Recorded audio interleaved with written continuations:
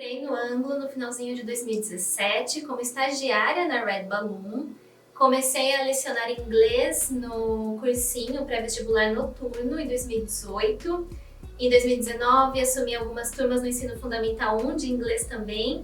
Atualmente, em 2021, eu sou professora de gramática para o 6º ano, redação para o 8º e 9º, corretora de redação para o ensino médio e também professora de inglês. Continuo no cursinho na Red Balloon e com algumas turmas do Fundamental 1. Então tem aí uma grande vastidão de alunos aqui dentro do Anglo.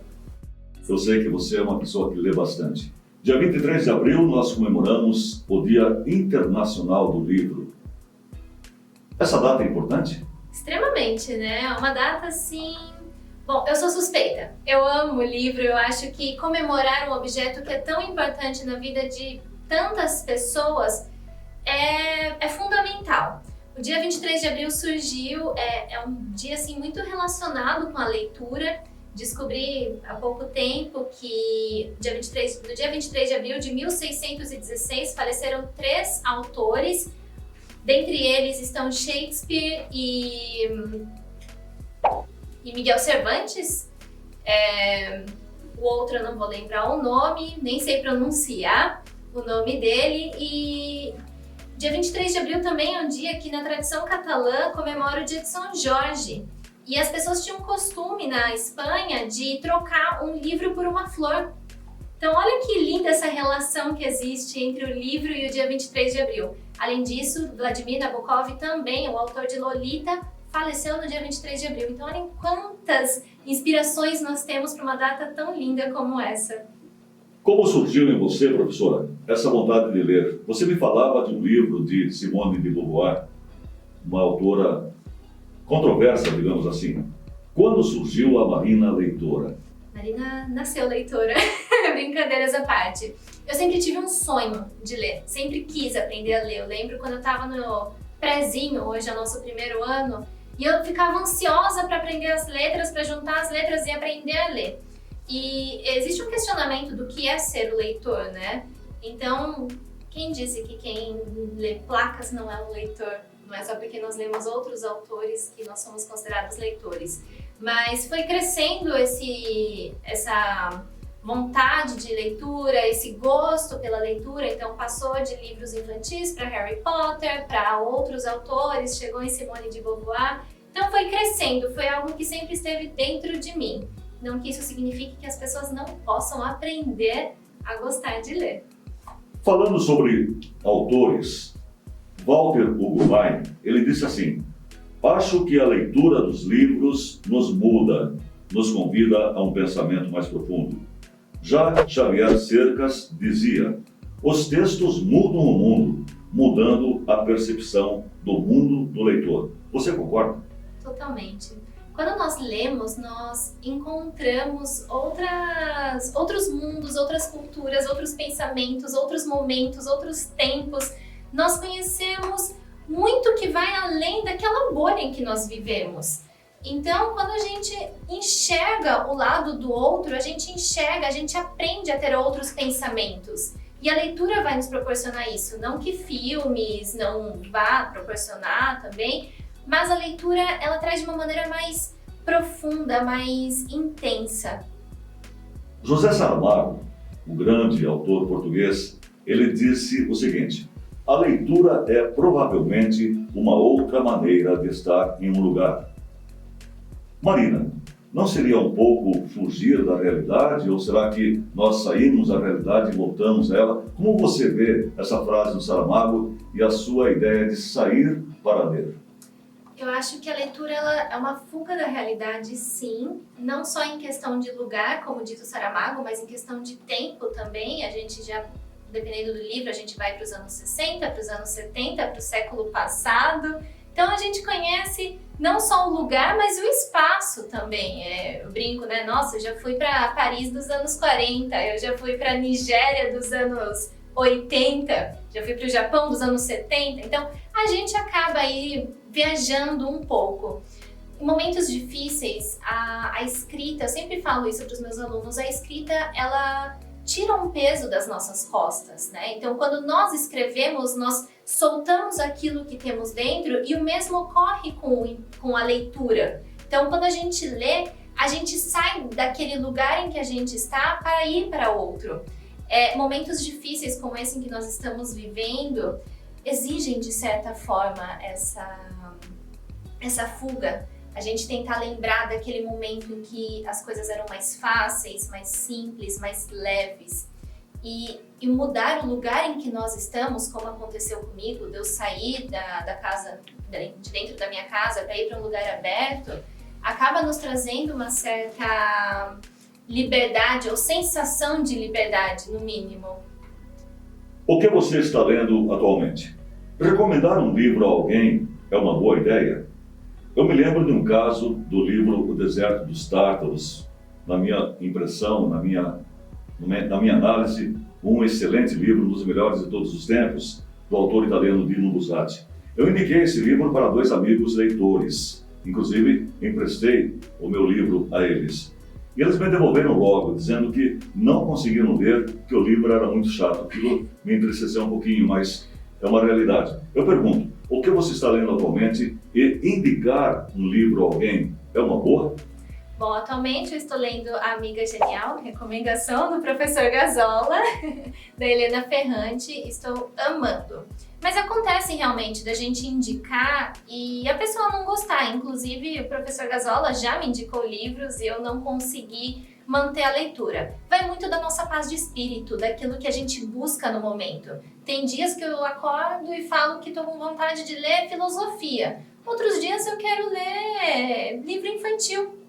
Então vai muito do que a gente está sentindo no momento, que para mim pode ter sido um livro maravilhoso, para o outro pode de fato ser um livro chato, naquele momento de vida dele. A gente não sabe o dia de amanhã o que ele pode achar daquele livro que nós recomendamos. Eu acho que a recomendação é fundamental, porque quando a pessoa traz um título para a gente acaba conhecendo novos títulos, por mais que a gente goste ou não, mas traz o valor da leitura e da gente entender e conhecer novos livros, novas histórias, novos autores, novos títulos. Inclusive eu trouxe alguns aqui depois para recomendar, porque eu realmente gosto da recomendação, gosto de receber recomendação, gosto de recomendar aos outros. Se gostou, que ótimo, fico feliz. Se não gostou, tá tudo bem, quem sabe no futuro. Como despertar no jovem, você que é professora, o gosto pela leitura?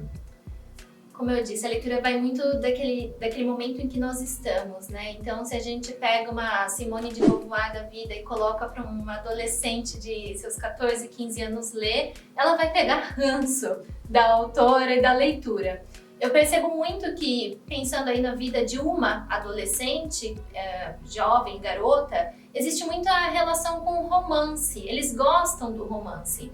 Então, trazer para eles aquela leitura que eles sentem vontade de ler, que vai estar próximo da realidade deles, que vai fazer com que o adolescente se sinta confortável naquela leitura, é fundamental. Claro, nós temos as obrigatoriedades da escola, isso tem que se manter, sem sombra de dúvida, mas trazer como extra essa leitura que faz parte da realidade deles, daquilo que eles gostam, é muito importante. Isso a professora Roberta faz com muito êxito no clube de leitura dela. Então tem que ter essa relação, esse desejo pela leitura por parte do jovem. Ontem você recebeu uma notícia muito importante. Você foi aprovada no curso de mestrado da Universidade de São Carlos. Fale-nos um pouquinho sobre esse novo passo e também uma pergunta. Quando poderemos conversar com a Marina escritora? Bom, ontem então foi um momento ontem segunda-feira, ontem foi terça-feira. Ontem terça-feira foi um momento muito importante para mim, recebi esse resultado positivo para dar início ao meu mestrado. E claro, né, não podia ser diferente, eu resolvi estudar sobre o perfil, a construção do leitor no Brasil. Eu vou pesquisar sobre os discursos sobre a leitura como forma de injúria social no nosso país, tomando como base, como pontapé, o caso do desembargador no ano passado, que estava andando sem máscara e um policial parou e pediu para que ele colocasse a máscara e ele questionou: você sabe ler? Você sabe com quem você está falando? Então, quando ele traz o você sabe ler, ele está querendo se colocar acima do outro. E quando nós falamos de livros, nós trazemos essas sensações do orgulho, eu sei ler e você não, da vergonha, eu não sei ler. Então, eu vou pesquisar essas formas de discurso sobre a leitura como uma injúria de classe, como quem querendo parecer acima. E sobre a Marina escritora, né?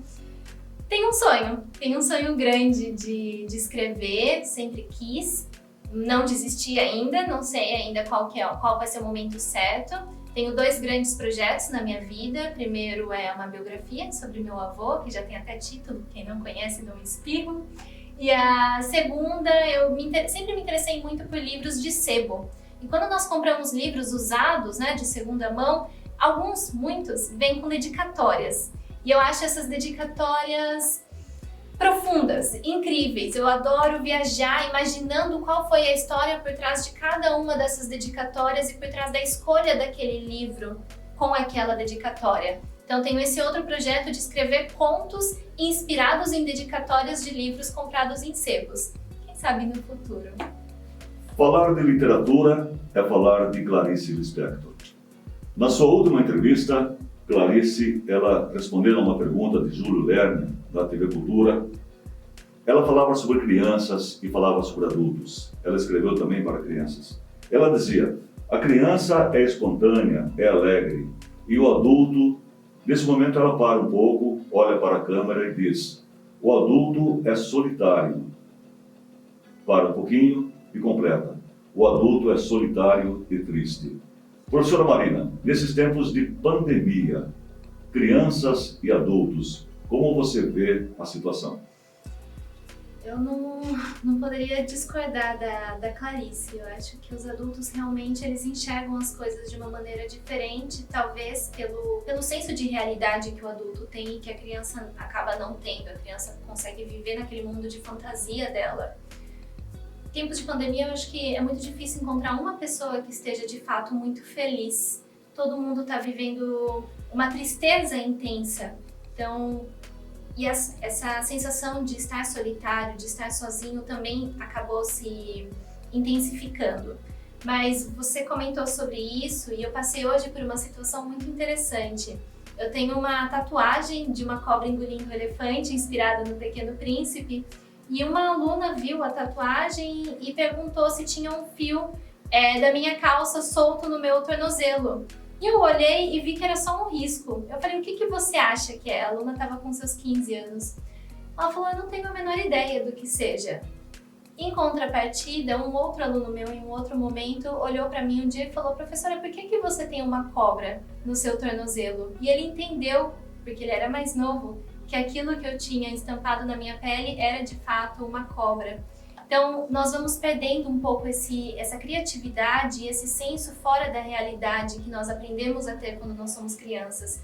A vida adulta nos traz para ficar com o pé no chão e talvez, voltando aí na história da leitura ser uma fuga da realidade, porque a gente precisa disso, mas a vida adulta faz com que a gente precise de fato ficar fixo na Terra, no planeta, no chão e não olhar para além disso. Então, e a pandemia com certeza intensificou, sem sombra de dúvida, essa sensação de tristeza e solidão que o adulto tende naturalmente. Marina professora, Marina leitora e logo Marina escritora. Muito obrigado pela sua participação em nosso programa. Eu que agradeço, muito obrigada pelo convite.